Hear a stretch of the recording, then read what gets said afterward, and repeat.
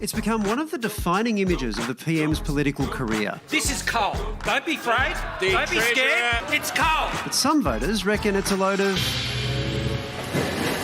rubbish. So in the lead up to the federal election, they're slapping these stickers on their bins. Harmless, right? Wrong. The council refusing to pick up the garbage because of the anti-Scott Morrison stickers on the bins. This all kicked off when one resident complained to Hornsby Shire Council about the content of the sticker on this bloke's bin, prompting the council to send this stern warning. You risk council's collection contractor not servicing your bins as they cannot identify council's logo on the bin. Are you having a laugh? Look, I'll leave that to the Mayor of Hornsby.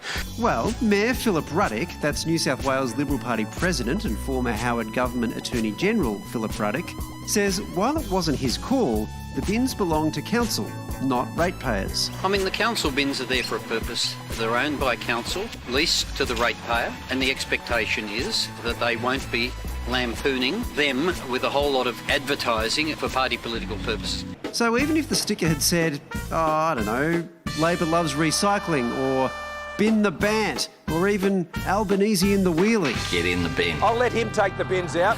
You can try. The locals we spoke to reckon the council's speaking utter garbage. Well, that's clearly ridiculous. It doesn't worry me, just a bin at the end of the day. How would they feel about I'm not paying my rates? Get over it.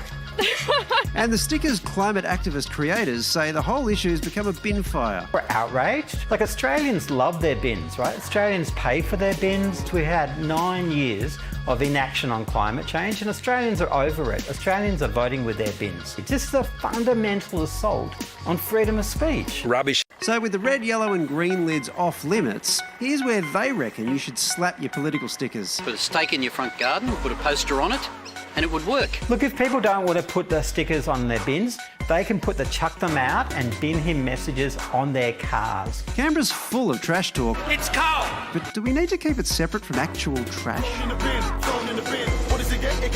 Rubbish. No surprise, the sticker sales have gone up since this became a thing. But I thought we owned our bins, because if you want a new one, you have to pay for it. But if you move house, you can't just take it with you. Yeah, but then why do we have to pay for a new one? Because you're leasing them. For an indefinite amount of time. Yeah. You pay a flat fee. Yeah. Yeah, but they're not ours. No. I'm outraged too, Carrie. Are you really that upset you don't own these bins? Carrie and I are. Can you still draw cricket stumps on the bins? That's a whole different thing. But Philip Ruddock went on Sky News to defend the bin ban and argued that there's always a place for freedom of speech. But he went a little off track with his analogy. No, I believe very strongly on freedom of speech. And I believe always it should be exercised responsibly and carefully. And I have to say, I did once challenge a rector to tell me whether or not he could use 1 Peter, where Peter spoke about the obligations of a slave to his master, and that justified slavery. There are limits to freedom of speech, as there are even in relation to freedom of religion. I'm a bit lost in that analogy. It's very clear. The Bible was advocating slavery. Slaves have a duty to their master. The master has a duty to the slave. Okay. How's that? Okay, bring me back to the bins. How does that relate again? But